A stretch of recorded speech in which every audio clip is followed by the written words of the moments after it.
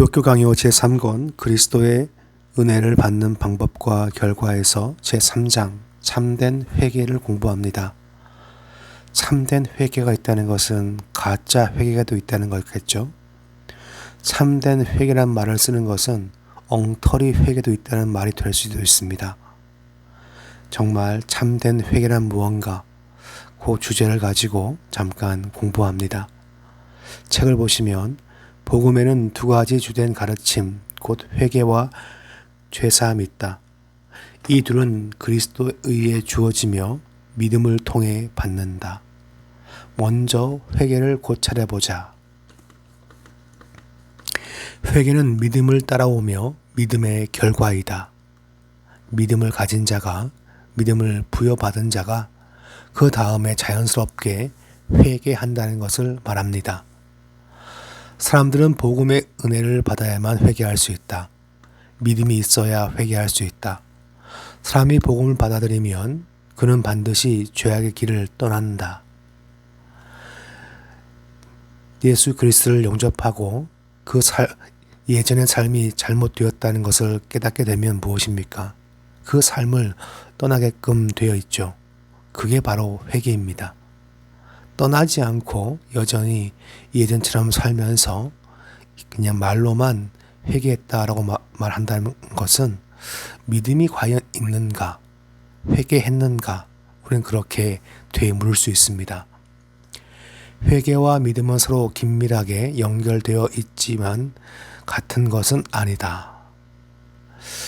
근데 이 신학자들이 얘기할 때 회개, 소명, 믿음 이것이 어떤 순서에 따라서 된다. 논리적 순서를 얘기하지만 실제로는 동시다발적으로 발생하죠. 믿어지게 되고 또한 회개하게 되고 구원받게 되고 그런 건데 그렇지만 약간의 어떤 구별점이 있다는 겁니다.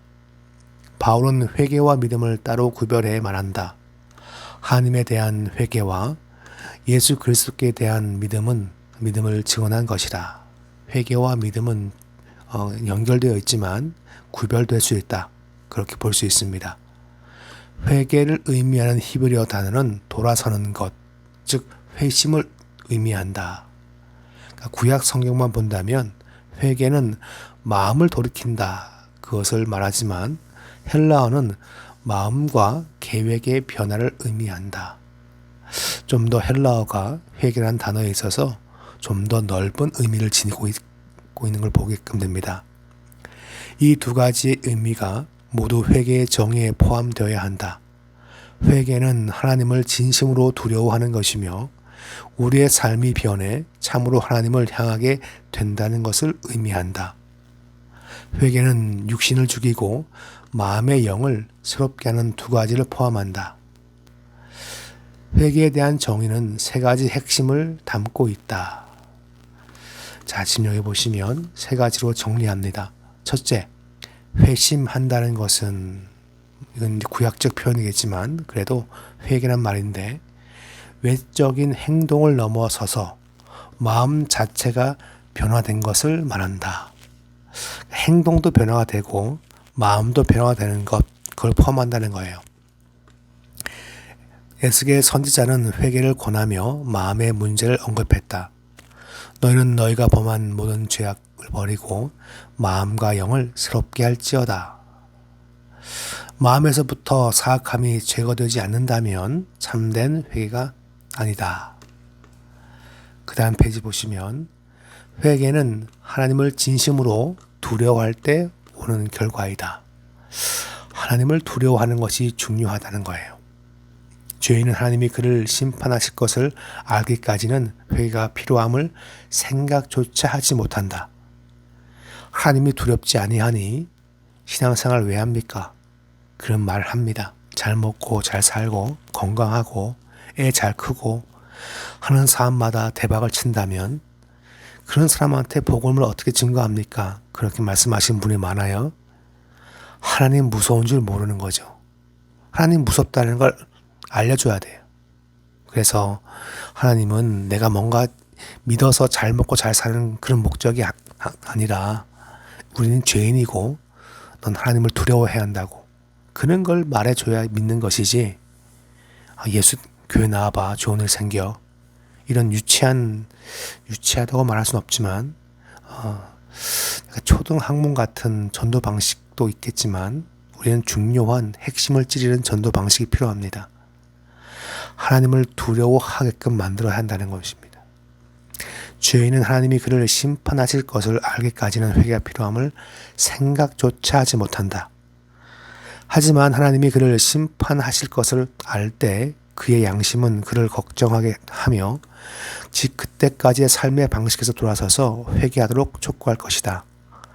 참된 회심은 죄를 두려워하고 미워하는 것에서 시작한다. 너희가 근심함으로 회개함에 이른 까닭이라. 너희가 하나님의 뜻대로 근심하게 된 것은 우리에게서 아무 해도 받지 않게 하려 함이라. 하나님의 뜻대로 하는 근심은 후회할 것이 없는 구원에 이르게 하는 회개를 이루는 것이요. 하나님을 두려워하고 내 자신을 돌아보면서 회개하는 삶이 된다는 것을 말합니다. 세 번째, 회개의 첫째 부분은 3번이라고 해놓고 또 갑자기 첫째라고 하죠. 네.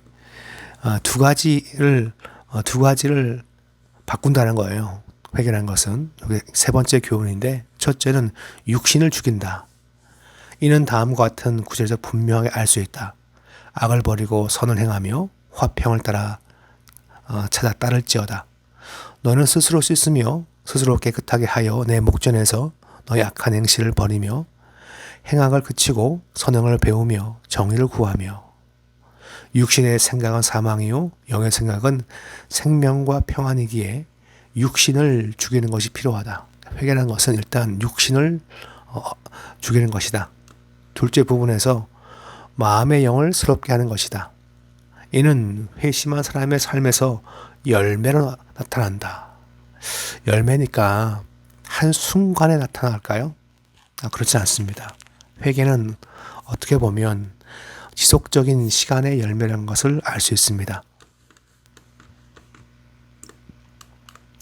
그러한 일들은 모두 그리스도와의 연합으로 말미암아 우리에게 일어난다. 만일 우리가 참으로 주님의 죽으심에 동참하면 우리의 옛사람은 못 박히고 우리는 부활에 동참하게 되는데, 이때 새 생명으로 깨어난다. 그러한 회개는 순간 또는 하루 또는 1년의 문제가 아니다. 회개는 평생에 걸친 것이다.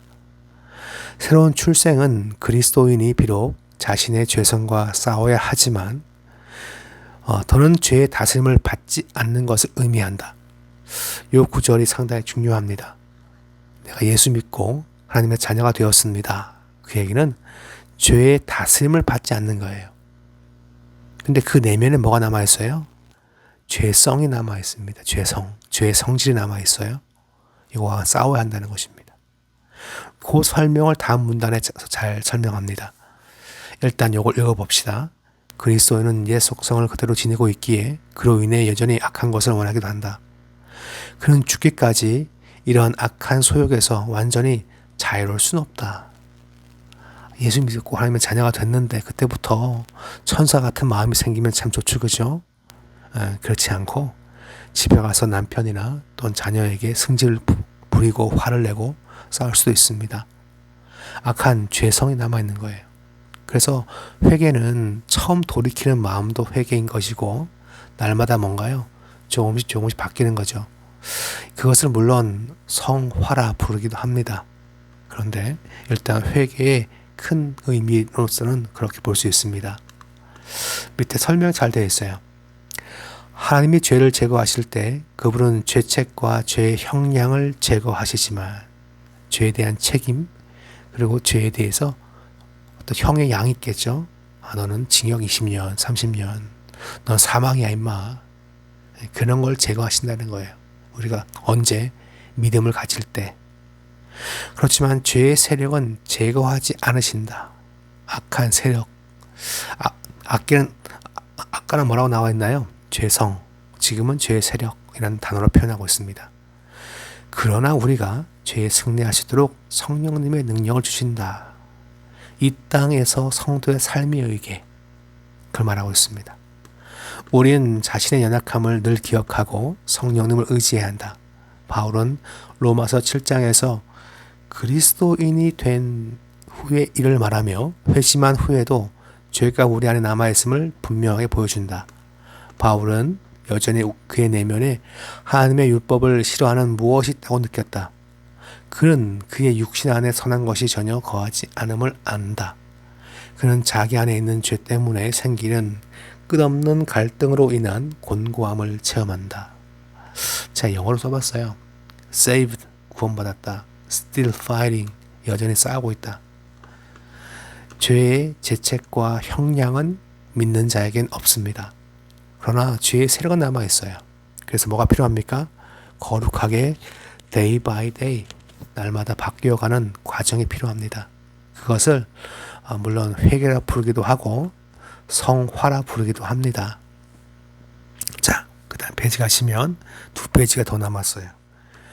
어떤 사람들은 하나님의 자녀가 구원받고 거듭나면 무죄 상태로 돌아간 것이기에 아무리 많은 죄를 지어도 하나님 보시기에는 무죄 상태라고 가르친다. 현대 교회에는 한국에 구원파가 있죠. 구원파가 이제 이런 이단 사설을 가르칩니다. 근데 이걸 보니까 이 종교 개혁자 시대에도 이런 말을 하는 놈들이 있었구나. 재밌죠? 역사는 돌고 도는 거예요. 그들은 말하기를 그들 안에 지금 사시는 분은 성령님이시기에 더는 정욕을 제어할 필요가 없다는 것이다. 그들이 이제 무엇을 하든 성령님에 의해 되는 것이므로 죄가 될 수 없다는 것이다. 성령님이 내 안에 계시고 내가 칼을 들어가지고 승질내는 누굴 찔러 죽였어요. 성령님 내 안에 계신데 왜 내가 죄가 되냐고. 말도 안 되는 논리를 가지고 이렇게 자신의 더러움과 부정함을 정당화시키는 이단 사설이 16세기에도 있었고 지금도 있고 뭐 그래요. 이러한 영은 도대체 어떤 영인가?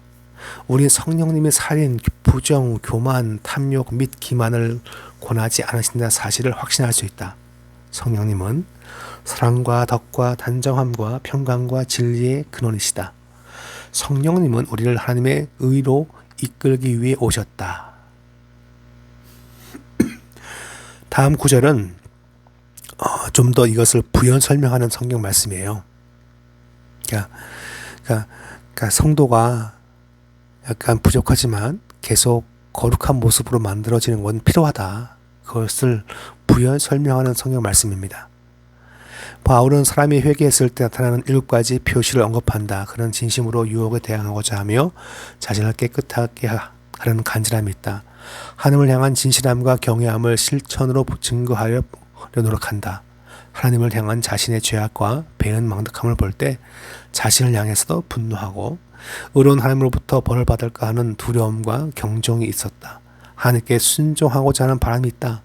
사람의 죄의 성량을 알기에 더욱 하나님께 순종하는 열심이 있다. 죄를 지은 자가 받아 마땅한 벌이나 하나님의 심판을 생각하면 내적 부끄러움을 느낀다. 요약하면 회개의 결과로 나타나는 삶은 거룩하고 순결한 삶이고 또한 하나님을 향한 순종의 삶이며 다른 사람을 향한 사랑의 삶이라고 말할 수 있다. 구원받은 자의 삶이 다 끝났어. The end. 이제는 뭐 천국 가는 거야. 그런 말을 하지 말라는 거예요. 그 말이 틀리다는 말은 아니고 그래서 여전히 내 안에 죄의 속성 남아있기 때문에 하나님을 향해서 순결한 삶, 순종의 삶, 성도를 향한 사랑의 삶을 살려고 하는 거죠. 이거 성도의 삶이 성도의 삶.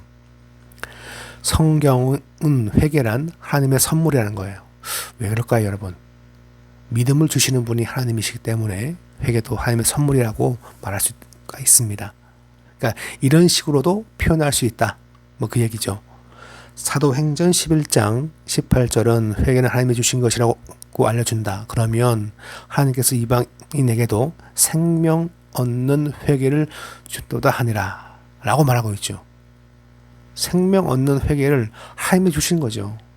그러니까 회개하는 것은 내가 보기엔 내가 지금 고백했지만 하나님의 선물이라는 것입니다. 그러니까 이중성을 지니고 있습니다. 모든 고백은. 디모데후서 2장 25절도 혹 하나님이 그들에게 회개함을 주사 진리를 알게 하실까 함이라고 똑같은 내용을 언급한다. 하나님은 모든 사람에게 회개를 권하신다. 이 권함은 오직 성령님이 어떤 사람에게 중생을 통해 새 생명을 주실 때만 효력이 나타난다. 이 단어가 중요합니다. 효력. 항상 우리를 향해서 말씀과 은혜와 지혜로 인도하시고자 하지만 받는 자가 받아야 되는 거예요. 효력입니다. 효력. 효력이 나타낸다. 언제? 거듭날 때. 엄밀히 말해 회개는 구원의 원인이 아니다. 갑자기 이게 또 뭔 말입니까? 내가 회개했으니까 구원 주세요. 뭐 이렇게 말하면 안 된다는 거예요. 그러나 회개와 구원은 뗄 수 없이 긴밀하게 연결되어 있다. 그 믿음을 주시니까 회개한 것이고 성령님 내 안에 계시니까 그건 구원받은 거고 뭐 그렇게 연결되어 있습니다. 성경은 큰 깨달음을 얻고 또한 하나님의 진리의 빛을 충분히 받았기 때문에 진리를 모른다고 핑계할 수 없는 몇몇 사람들에 대해 언급한다.